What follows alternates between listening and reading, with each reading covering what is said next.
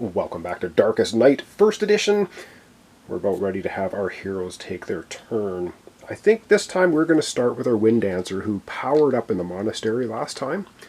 And on her dice, or on her Wind Dance card, I'll just put it out here so you can see it. She had 2 4s and a 1. I just want to keep that in mind because she is now going to use Slipstream.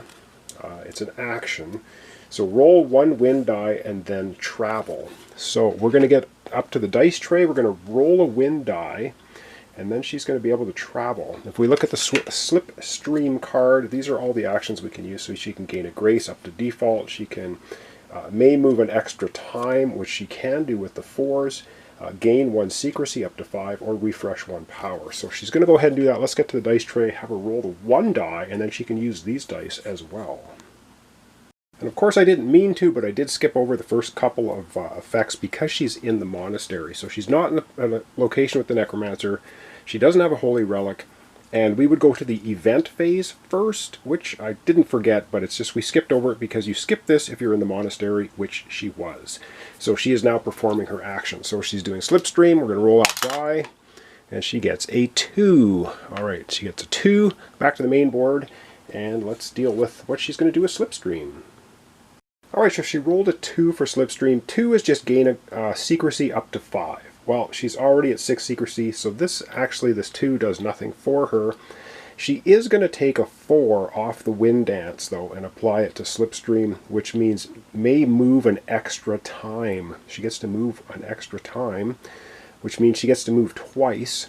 So we're going to leave the 4 and the 1 on here, on her Wind Dance card. I'm going to put that back. So she still has a 4 and a 1 on there, which is excellent. And then she is basically roll a 1 wind die, then travel. So she gets to actually travel 2 spaces because of the Wind Dance ability. So for her 2 spaces, she's going to go through the village, and I don't think anything happens when you move in here. Nope, nothing happens when you move in here. So she gained a secrecy for moving, but she's already at 6, and she's going to then move over to the swamp. We're going to try and get rid of the wraiths. So we're in the swamp. She would gain another secrecy for moving, of course, but can't. Alright, well that's basically the end of her actions. However, she is in a place with a wraith, and the wraiths are going to try to attack her. So she can either defend against them or try to elude them. And if she fails, she gets 2 hits against her. So she's just defending right now. She can't get rid of them. She has going to defend against them. What she's going to do, she's going to use this tactic, which is the Gale tactic, and you get to roll 1 wind die and then fight with 1. Roll 1 wind die and then fight with 1 die. She has 1, which is ignore a failure result, on her Wind Dance card already, so I knew we weren't going to take any damage from the race, even if we fail this. So let's go ahead back to the dice tray. We're going to roll 1 die, I guess, and we'll add it to this card.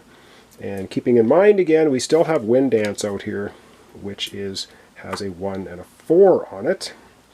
So let's go to the dice tray, roll the die, and we're at it to Gale. I gotta say, I quite like the Wind Dancer. Alright, let's roll that die, and she rolls a 3. Okay, we've got a 3 there. Let's go back to the main board. Alright, and the 3, of course, was the same as 2 and 3 rolls. So a 3 on here means re-roll 1s until they're not 1s. So that's cool. And we also do have the 1 we can apply to ignore failure results. And oh, okay. But I don't think I think we can just take the die from here and use it as a 1. We don't have to re-roll this 1, I'm pretty sure. Whenever you roll wind dice, you may in addition use dice from this card, removing each one you use. Yeah, so you're not going to be rolling the 2 dice. So we're just going to go ahead. We have a 3 here. We're going to re-roll any 1s on the attack. We only have 1 die. And then we can ignore the results if we want to. Alright, let's go to the dice tray, roll the 1 attack die. I should be calling it a defense die because it's not really an attack die. So let's go ahead and roll it. And we roll a 1. Which is horrible. So we re-roll 1s. We're going to re-roll it, get like a 6. We get a 2. Alright, well, we get a 2. We can't re-roll that. Let's go back to the main board. Alright, well, that kind of sucks. We roll a 2 for the attack, which means if we look at the wraiths, they have an attack. We needed a defense of 4, and we got 2. So we fail. We would take 2 hits, which means we'd have to lose 2 grace. However, we're going to use the 1 die off the wind dance, which says ignore failure result. So we pull the die off of there, and we're good to go.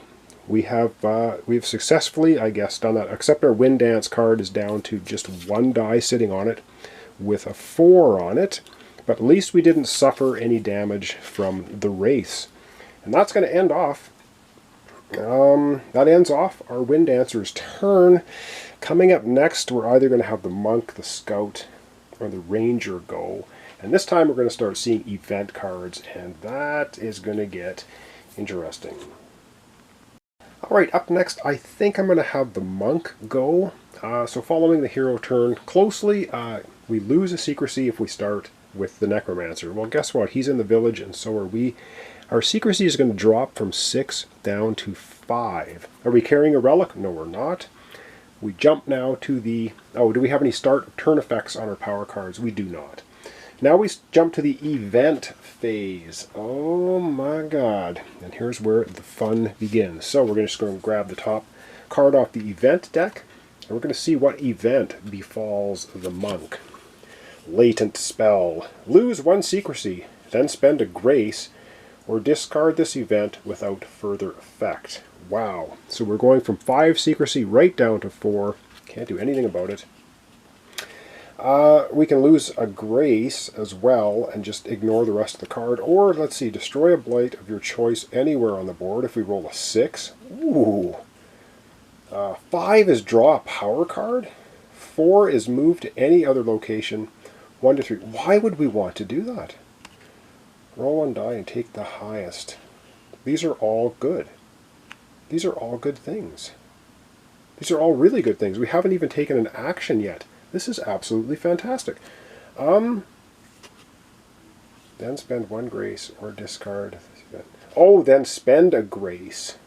Sorry about that. Or discard this event without further effect. So if we spend a grace, we can roll a die. 50-50 chance of something really good happening. But we have to burn a grace to do it. Oh man, do we want to do that? I think we're going to burn 1 grace. We're going to go from 4 grace down to 3. Let's roll a die on the dice tray and hope we get a 4, 5, or a 6.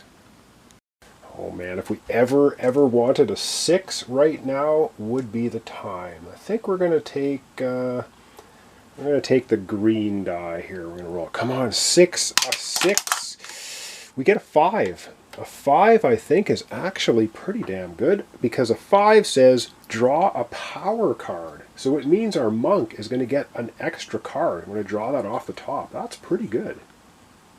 Alright, well that was not bad. So we're going to discard this. Of course, the 5 was draw a power card. So our monk actually gets to draw a power card. So the monk's deck is this here. There's still 2, 3, 4, 5, 6, 7 cards. We're just going to draw the top card off the monk's deck.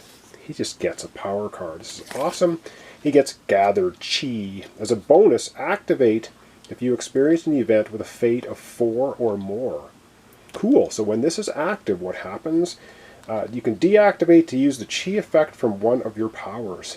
Whoa! Oh, that is nice. I do like it. And of course you can see that's in the upper right corner. There's no little symbol there, so that's actually one of his bonus powers. So that latent spell actually helped him out quite a bit. And now it's time for his action. And for his 1 action, we are just going to move the monk to the castle. And when you move, you increase your secrecy by 1. So that's going to increase it to 5. So that's pretty good. And now, of course, it would be any end of turn effects, which would be any of these. The void does nothing. It just counts as 2 blights. So he has nothing else to do. That's the end of the monk's turn. So it's either now the ranger or the scout next. I think up next we're going to have the ranger go. The ranger sitting here with the stigma, which is not good. We don't want this thing hanging around. It makes everyone's default grace 2 less than it should be. But before we do anything, of course, is he in the zone with the Necromancer? No, he's not. Is he carrying a Holy Relic? No, he's not. Does he have any start of effect cards? No, he doesn't. So we're into the event phase. So we get an event for him. Oh, darn it. These things generally are bad. I guess some of them can be okay. And he gets, 6. And the higher the number, the worse they are. You may spend a grace and lose a secrecy to cancel this event. Count the blights in your location. He's got 1. So it just means we get a new blight here. Oh, darn it. Do we want to just get a new blight, or do we want to burn a grace and a secrecy to have this just not happen? Oh boy. Wow, and if there were 0 blights there, the Necromancer would move there. That's nasty. And if there was 3 to 4, we'd add +1 to the darkness track. I don't like burning grace and secrecy, but I also don't like a new blight for no reason. So I think we're going to burn 1 grace and 1 secrecy. So his grace is going to go from 5 to 4. His secrecy is going to go from 7 down to 6. That's his event over with. He gets to perform 1 action now. With his 1 action, he is going to try and get rid of the stigma. And in order to do this, he's going to attack it. He needs to roll a 5. And if he fails to roll a 5, he's going to lose a grace. Yee! Alright, what is he going to do in order to do that?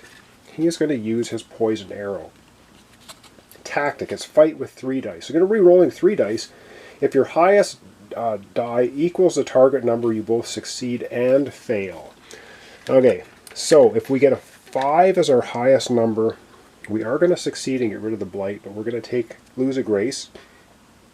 If we roll a 6, though, we're just going to destroy the enigma, or the stigma, and we're not going to lose a grace. Let's get to the dice tray and roll it up.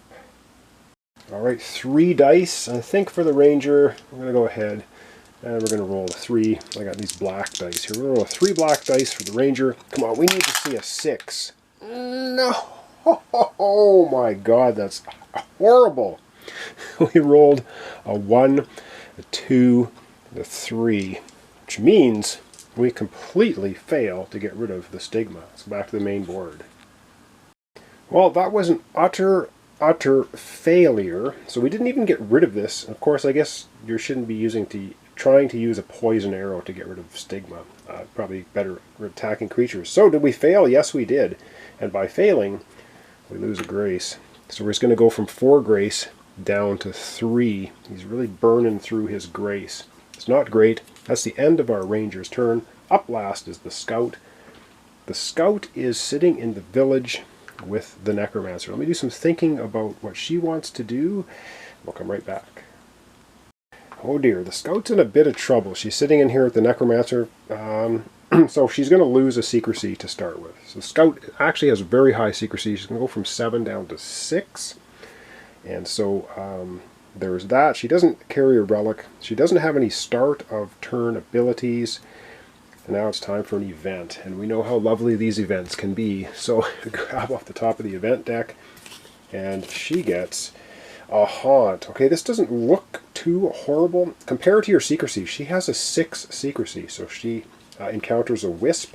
She'd lose a secrecy if she fails. So she can either defend against it by using a fight tactic, or she can try to elude it by using an elusive tactic.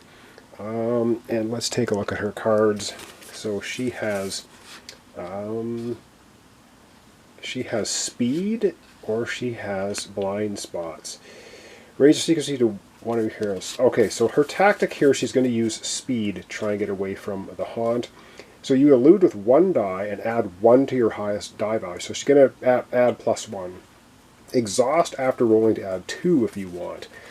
Alright, well, it's not the end of the world. So let's get out the dice. We'll get to the dice tray. She's going to be rolling 1 die, looking for a 4, but she gets to add +1. So basically, she gets to elude this guy on a 3, 4, 5, or 6. And she rolls a 1. A 1. We are not having good luck. Alright, back to the main board.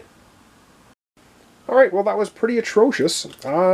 She rolls a 1, which is 1 + 1 is 2, which is not nearly as effective as a to get away from the wisp. She didn't get away from it. Failure. She loses a secrecy. I guess that could have been much worse. So her secrecy is going to go from 6 down to 5. Yay. Okay, down to 5. And now she has 1 action she can perform.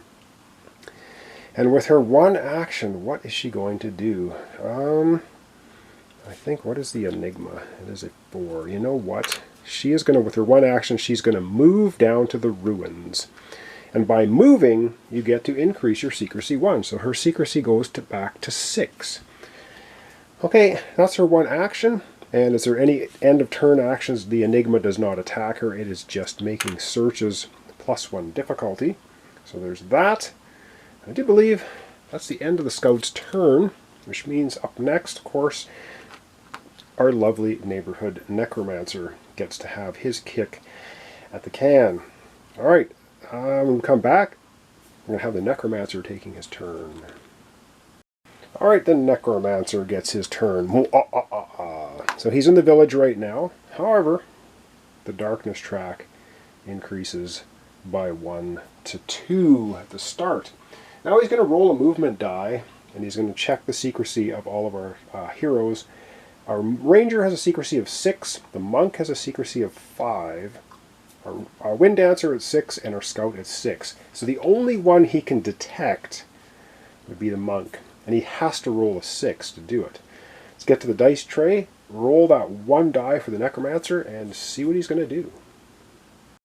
Alright, the necromancer is going to be going, and we do have the nice lovely bone die for him. So we're going to roll that one, and he rolls a 4. Okay, so he does not detect anybody. Let's go back to the main board and see where he's going to move to. Well, this is just lovely. He rolls a 4, and he doesn't detect the monk, but he's making his way to the castle, because we have a 4 right here. And he's decided to make his way to the castle where the void is and where the monk is. Yay. All right. And that's going to be basically the end of our episode for today, right after he creates a blight. Because after he moves, he creates a blight in the location he is in. So we're going to be drawing a map card. We're going to look at the castle, and we're going to see which blight shows up. Oh, boy.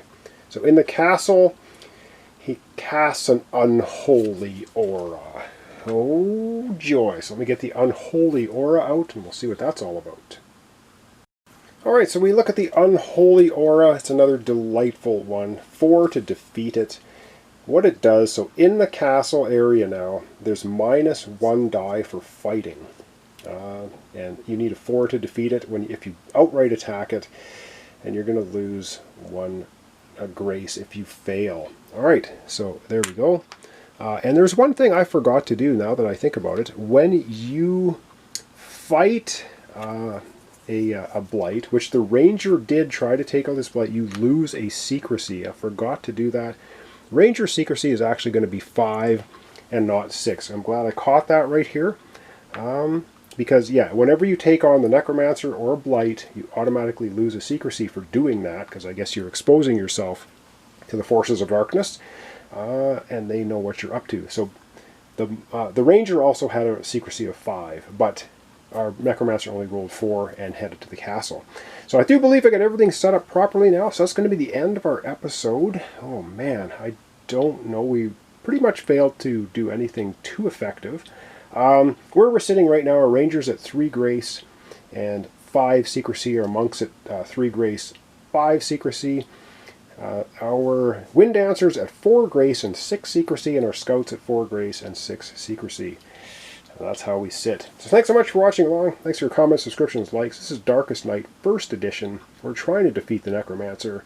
He's trying to corrupt the land, destroy the last bastion of Hope, the monastery. I don't know which one of us is going to succeed. I guess we'll find out in future episodes. Thanks so much, and we'll see you then.